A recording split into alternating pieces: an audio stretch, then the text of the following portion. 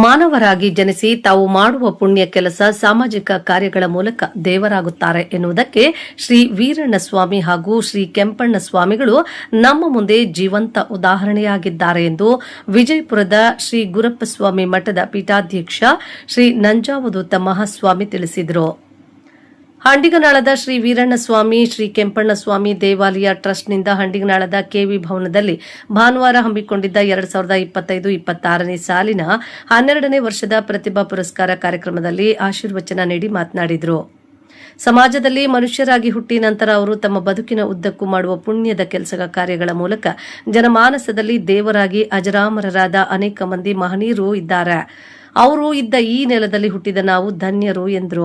ಶ್ರೀ ವೀರಣ್ಣ, ಶ್ರೀ ಕೆಂಪಣ್ಣ ಅವರು ಈ ನೆಲದ ಸಾಂಸ್ಕೃತಿಕ ಪ್ರತಿನಿಧಿಗಳು, ರಾಯಭಾರಿಗಳು, ಧ್ವನಿ ಇಲ್ಲದವರ ಪರ, ಶೋಷಿತರ ಪರ ನಿಂತವರು ಮತ್ತು ಅವರ ತ್ಯಾಗ, ದಾನ, ಧರ್ಮದ ಒಳ್ಳೆಯ ಚಿಂತನೆಗಳಿಂದ ಮತ್ತು ಹಾಗೆಯೇ ಬದುಕಿ ದೇವರ ಸ್ವರೂಪ ಪಡೆದವರು ಎಂದು ಹೇಳಿದರು.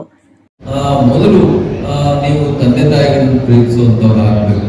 ಇವತ್ತೇನಾಗ್ತಾ ಇದೆ, ಸಮಾಜ ಯಾಂತ್ರಿಕವಾಗ್ತಾ ಇದೆ, ಇವೆಲ್ಲ ಯಂತ್ರಮಾನವರಾಗ್ತಾ ಇದ್ದಾರೆ.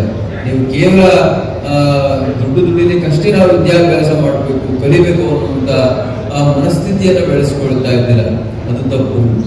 ಅದು ಇವತ್ತು ಬಹಳ ಪ್ರತಿಭಾನ್ವಿತ ವಿದ್ಯಾರ್ಥಿಗಳಿಗೆ ಕೆಲಸ ಕೊಡ್ತದೆ ನಿಜ, ಆದ್ರೆ ಆ ಕೆಲಸ ಹೋದ್ರೆ ಅವರಷ್ಟು ಡಿಪ್ರೆಷನ್, ಹತಾಶೆ ಹೋಗುವಂಥವ್ರು ಯಾರು ಇಲ್ಲ. ಬದುಕನ್ನ ಕಲಿಸ್ಬೇಕಾಗ್ತದೆ ತಂದೆ ತಾಯಿಗಳು. ನಿಮ್ಮನ್ನ ಪ್ರೀತಿಸುವಂತ ಗುಣವನ್ನು ಹೇಳ್ಕೊಡ್ಬೇಕಾಗ್ತದೆ. ನಿಮ್ಮ ನೋವು ದುಃಖಗಳು ಅವರಿಗೆ ತಿಳಿಸಿಕೊಡ್ಬೇಕಾಗ್ತದೆ. ಆ ತಂದೆ ತಾಯಿಗಳ ಬೆಲೆನೇ ಇವತ್ತು ಗೊತ್ತಿಲ್ಲ, ಸಮಾಜದ ಬೆಲೆ ಗೊತ್ತಿಲ್ಲ. ಅದೆಲ್ಲವನ್ನು ಅರ್ಥ ಮಾಡಿಸ್ಬೇಕು ಹಾಗೆ ಅಂತೇಳಿ ಇಂಥ ಕಾರ್ಯಕ್ರಮಗಳನ್ನು ಮಾಡುವಂಥದ್ದು. ನೀವು ಅರ್ಥ ಮಾಡ್ಕೊಳ್ಬೇಕು. ಇವತ್ತು ನೀವೇನೇ ಆದ್ರೂ ಕೂಡ ಆ ರಾಷ್ಟ್ರಪತಿನೇ ಆಗಲಿ, ಪ್ರಧಾನನೇ ಆಗಲಿ, ದೊಡ್ಡ ಸಾಫ್ಟ್ವೇರ್ ಇಂಜಿನಿಯರ್ ಆಗಲಿ, ಸೈಂಟಿಸ್ಟೇ ಆಗಲಿ, ಡಾಕ್ಟರೇ ಆಗಲಿ, ಅದರಿಂದ ನಿಮ್ಮ ತಂದೆ ತಾಯಿಯ ತ್ಯಾಗ ಮತ್ತು ಪ್ರೀತಿ ಅದಕ್ಕೆ ನಾವು ಅರ್ಥ ಮಾಡ್ಕೊಳ್ಬೇಕಾಗ್ತದೆ.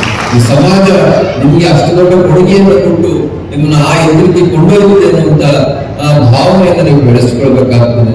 ಈ ದೇಶ, ಈ ನೆಲ ನಿಮ್ಗೆ ಆ ದೊಡ್ಡ ಪರಂಪರೆಯನ್ನು ಹೇಳ್ಕೊಟ್ಟಿದೆ ಅನ್ನೋದನ್ನು ನೀವು ಯಾವಾಗಲೂ ಮನವರಿಕೆ ಮಾಡಿಕೊಳ್ಬೇಕಾಗ್ತದೆ. ಹಾಗಾಗಿ ಬಹಳ ದೊಡ್ಡ ಗುರುತರವಾದ ಸಾಮಾಜಿಕವಾದ ಜವಾಬ್ದಾರಿಯನ್ನ ನಮ್ಮ ಮಕ್ಕಳು ಹೊರಬೇಕಾಗ್ತದೆ ಅನ್ನುವಂತ ಮಾತನ್ನ ಈ ಸಂದರ್ಭದಲ್ಲಿ ಹೇಳ್ತಾ, ಒಳ್ಳೆ ಮಾರ್ಕ್ಸ್ ನೀವು ತೆಗೆದಿದ್ರೆ ನಿಮ್ಮ ಅಪ್ಪ ಅಮ್ಮ ಬಿಡಲ್ಲ, ನಿಮ್ಮ ಸಂಸ್ಥೆಗಳು ಬಿಡೋದಿಲ್ಲ.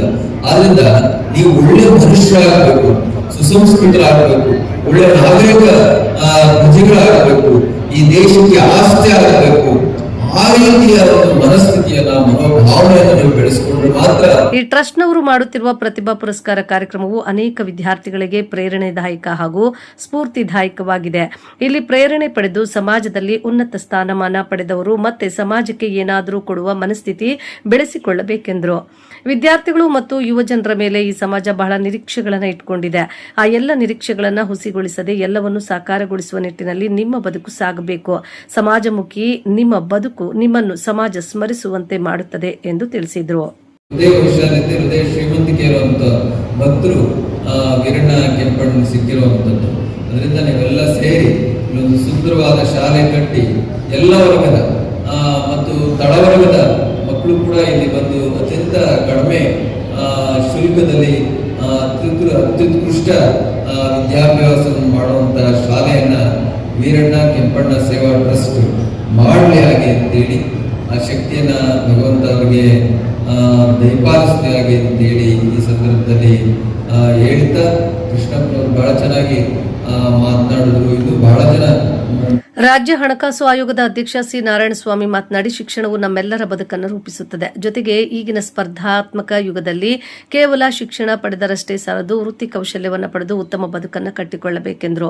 ನಾವು ಇಂದು ಏನು ಪಡೆದಿದ್ದೇವೋ ಅದೆಲ್ಲವೂ ಈ ಸಮಾಜದಿಂದ ನಮಗೆ ದೊರೆತಿದ್ದು, ಮತ್ತೆ ನಾವು ಈ ಸಮಾಜಕ್ಕೆ ಯಾವುದೇ ರೂಪದಲ್ಲಾದರೂ ಅದನ್ನು ಹಿಂದಕ್ಕೆ ತಿರುಗಿಸಿಕೊಡಬೇಕು.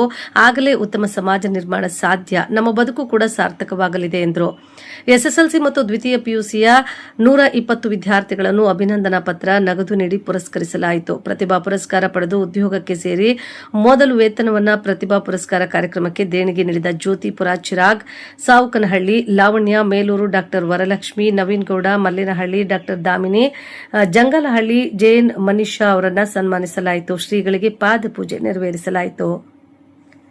ಕಾರ್ಯಕ್ರಮದಲ್ಲಿ ಶ್ರೀ ವೀರಣ್ಣಸ್ವಾಮಿ, ಶ್ರೀ ಕೆಂಪಣ್ಣಸ್ವಾಮಿ ಅಭಿವೃದ್ಧಿ ಟ್ರಸ್ಟ್ನ ಅಧ್ಯಕ್ಷ ಎನ್ ನಾಗರಾಜ್ ಅಧ್ಯಕ್ಷತೆ ವಹಿಸಿದ್ದರು. ಟ್ರಸ್ಟ್ನ ಉಪಾಧ್ಯಕ್ಷ ಬಿಳಿಚುವಾಲೆ ರವಿ, ಕಾರ್ಯದರ್ಶಿ ಅಶ್ವಥಯ್ಯ, ಖಜಾಂಚಿ ಮುನಿಸ್ವಾಮಿಗೌಡ, ರಾಮದಾಸ್, ಸ್ಕೂಲ್ ದೇವರಾಜ್, ಗೊರ್ಮಡುಗು ರಾಜಣ್ಣ, ಆನೂರು ವಿಜಯೇಂದ್ರ, ಡಾ ನವೀನ್ ಸೌಭಾಗ್ಯ, ರಾಜಗೋಪಾಲ್, ವೆಂಕಟಸ್ವಾಮಿ ಸೇರಿದಂತೆ ಇನ್ನಿತರರು ಭಾಗವಹಿಸಿದ್ರು. ವರದಿ ಮಳಮಾಚನಹಳ್ಳಿ, ಗೋವರ್ಧನ್ ಶಿಡ್ಲಘಟ್ಟ.